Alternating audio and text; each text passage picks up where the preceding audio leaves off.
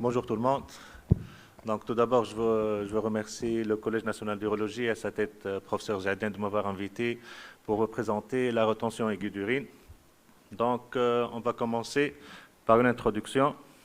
Donc, comme vous savez, la rétention aiguë d'urine, elle est définie par l'incapacité brutale et douloureuse d'uriner, douloureuse à uriner malgré une envie impérieuse. Donc, c'est une urgence médicale.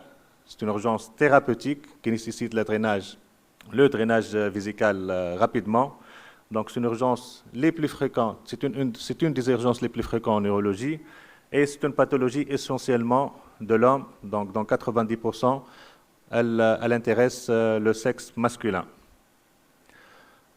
Il faut savoir que la prise en charge de la rétention aiguë d'urine, elle s'intègre dans la prise en charge globale du patient, dans la gestion globale du patient, jusqu'à la reprise d'une miction normale. Donc, on ne va pas traiter que la rétention aiguë d'urine, mais c'est une prise en charge globale. Un petit rappel, donc la miction, comme vous le savez, c'est un phénomène physiologique qui va conduire à l'élimination de l'urine contenue dans la vessie à travers l'urètre. Donc, c'est un phénomène actif qui fait intervenir trois choses. Premièrement, le réservoir, qui est la vessie, la filière de sortie, qui est l'urètre et le col vésical, et une commande neurologique, c'est une double commande, une commande faite par le système nerveux somatique volontaire et une commande par le système nerveux autonome involontaire. Donc, la physiopathologie de la rétention aiguë d'urine, la rétention, elle peut résulter soit le plus fréquemment d'un obstacle sous-vésical, soit d'une altération de la commande neurologique, ou plus rarement d'un défaut de contraction vésicale. Donc, cette rétention aiguë d'urine, donc, elle est multifactorielle. Donc, elle fait intervenir une obstruction mécanique ou dynamique, une surdistension vésicale et des mécanismes neurologiques.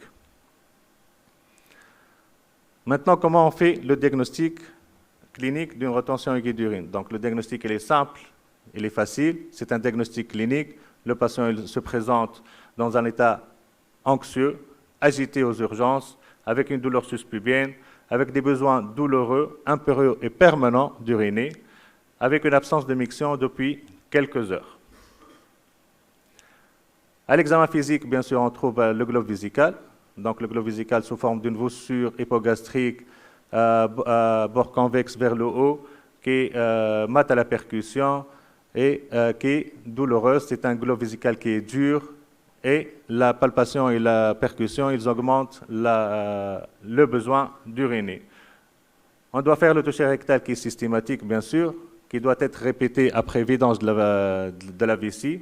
Donc, pour évaluer le tonus sphinctérien, pour estimer le volume prostatique, pour rechercher une douleur à la palpation de la prostate qui oriente vers une prostatite chez l'homme, et on doit noter les caractéristiques de la prostate au toucher rectal à la recherche d'une prostate suspecte cliniquement qui oriente vers un cancer vésical, cancer de la prostate, et rechercher un fécalome. Chez la femme, on va rechercher un prolapsus, on va rechercher au toucher vaginal un syndrome tumoral pelvien, et enfin on complète par l'examen des organes génitaux externes qui est facile et qui peut nous orienter facilement vers une étiologie de la rétention aiguë d'urine, même à l'inspection, en voyant un phimosis serré, une sténose du mia urétral ou une orchiépididymite qui est parfois associée à une prostatite.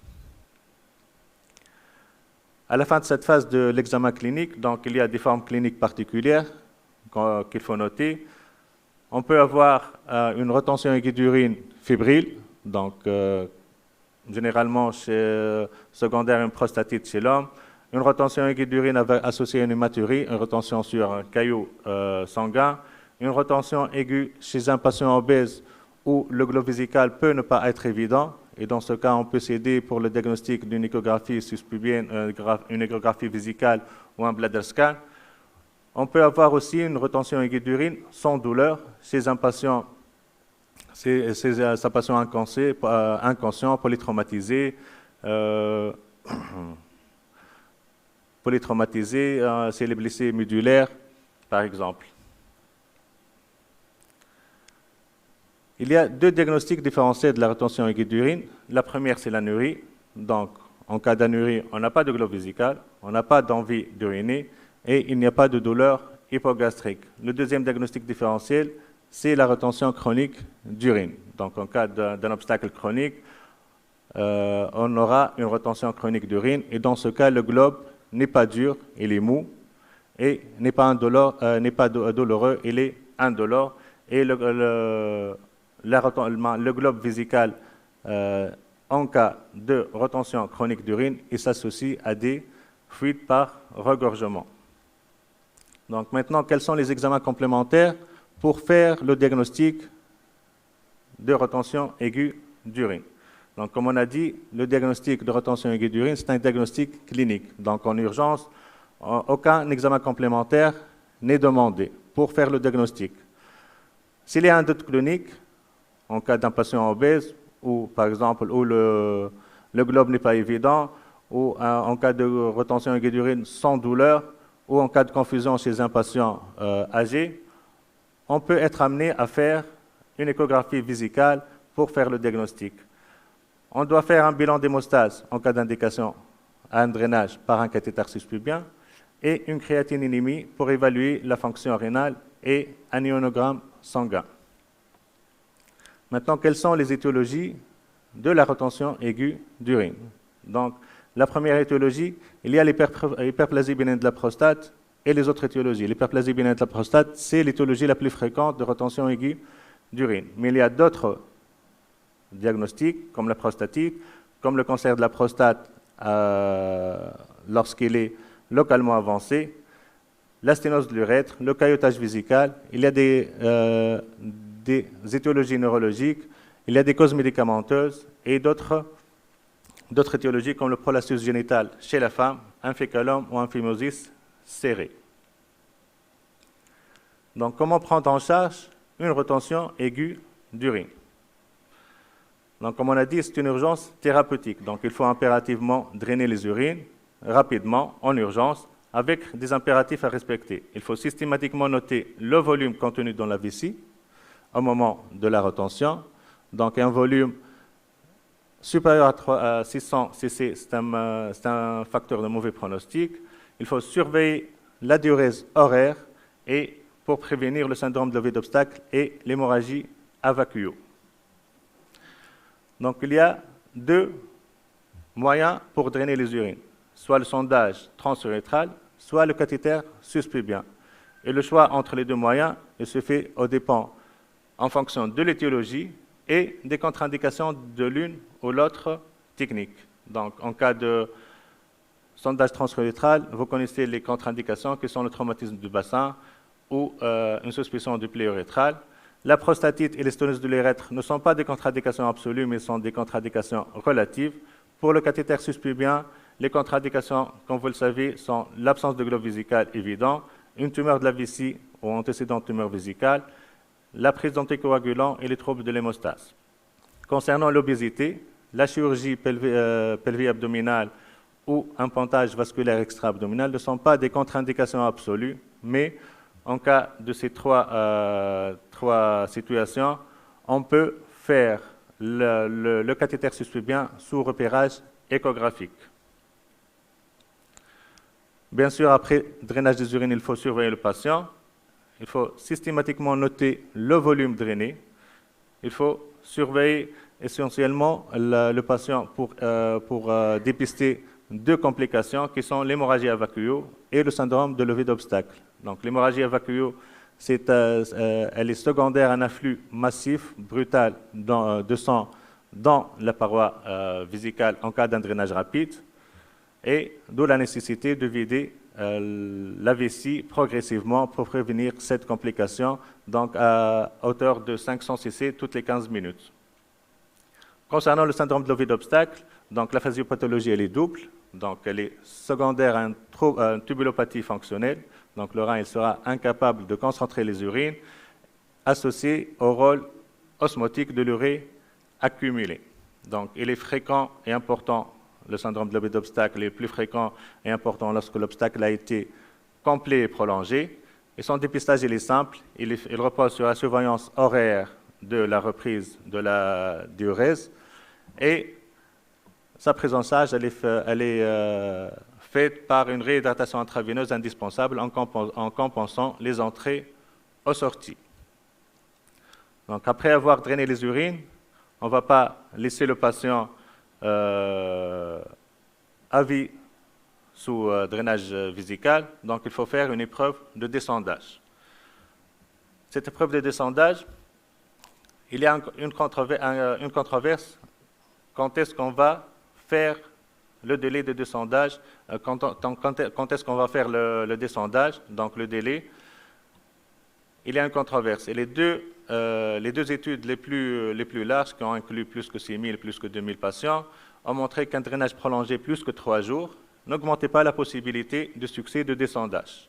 Et un délai plus lent ne fait qu'augmenter la morbidité d'un drainage vésical.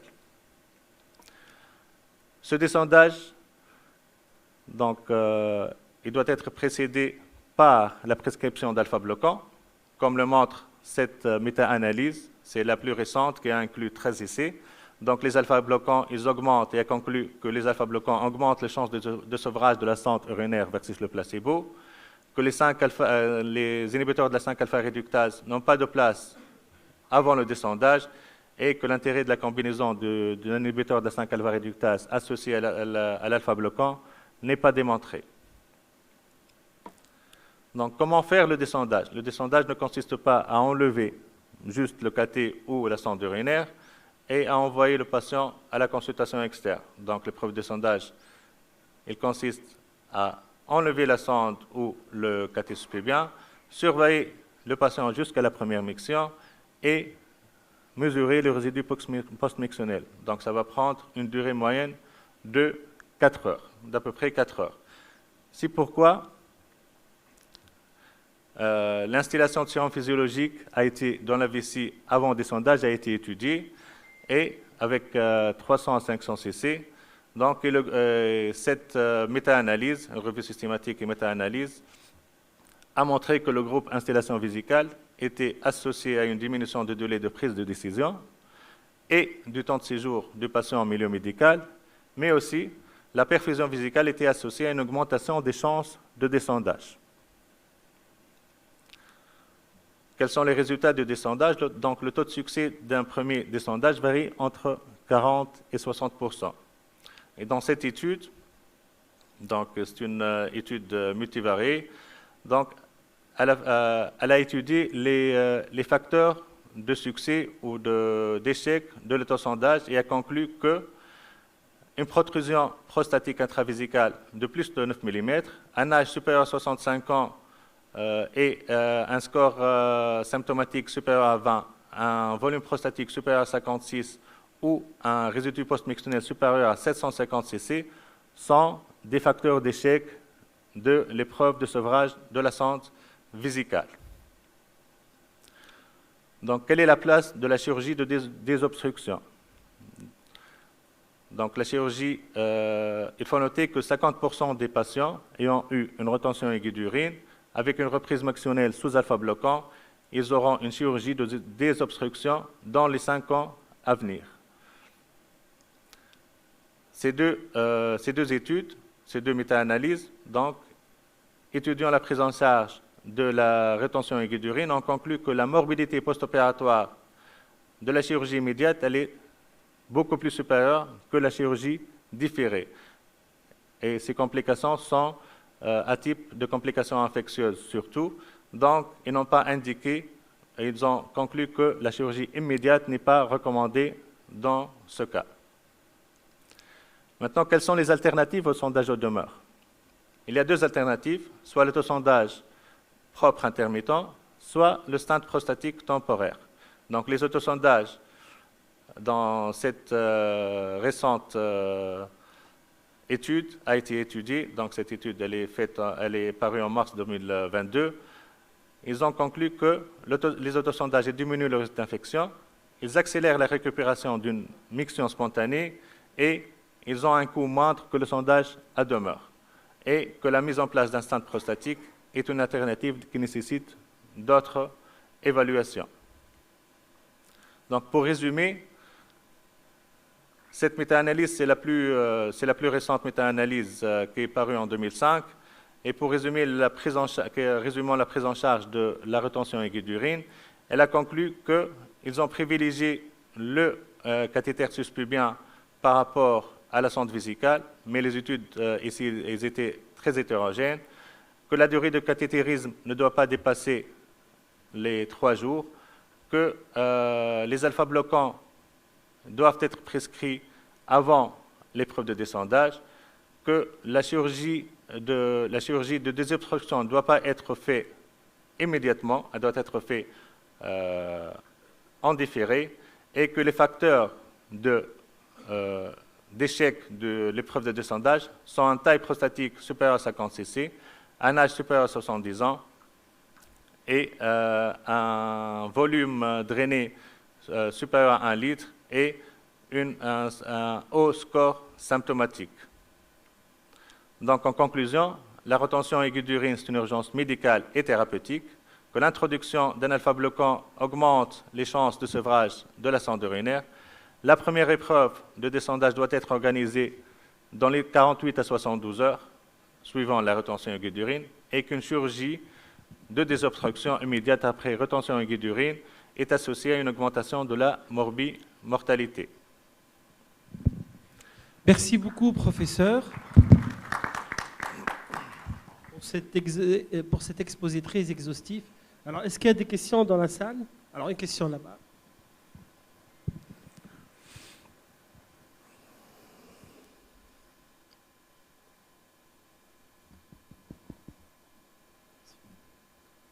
Merci, professeur Zahram, pour cet exposé. Je suis Saïf Mradam, je suis résident au service d'urologie de l'hôpital Charles-Nicolle. J'ai une question par rapport au risque de syndrome de levée d'obstacle après rétention aiguë d'urine sans insuffisance rénale. Pensez-vous que ce risque existe vraiment, même s'ils le disent sur le rapport de l'AFU, de dernier AFU, le rapport des urgences de l'AFU, ils disent que le risque existe. Mais est-ce que vous pensez vraiment que ce risque est réel, surtout en absence de distension urinaire et en absence d'insuffisance rénale aiguë? Merci. Merci. Donc, pour le risque de levée d'obstacle, généralement, il survient normalement en cas de rétention aiguë d'urine avec une insuffisance rénale. Donc, sans insuffisance rénale, sans reflux, sans distension urinaire, normalement, le risque n'existe pas. Et surtout, c'est l'hémorragie évacuée qui est la principale complication du drainage. Alors, est-ce qu'on a d'autres questions? Alors, une question là-bas.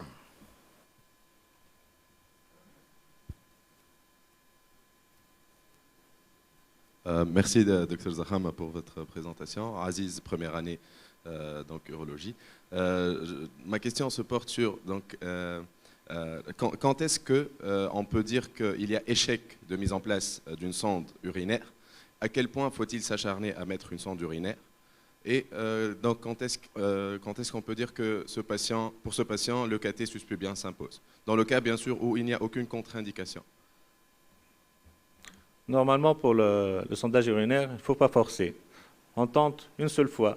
Si ça n'a pas marché, donc on passe à une autre alternative de sondage urinaire. Bien sûr, cela a été fait par un médecin. Donc, on tente une fois. Si ça n'a pas marché, on tente une autre alternative. Alors, est-ce qu'il y a d'autres questions? Pas de questions par ici, pas de questions par là. Alors, professeur Obsedi, vous avez une question? Merci Walid pour cette excellente conférence. J'ai une question donc, par rapport au syndrome de levée d'obstacle.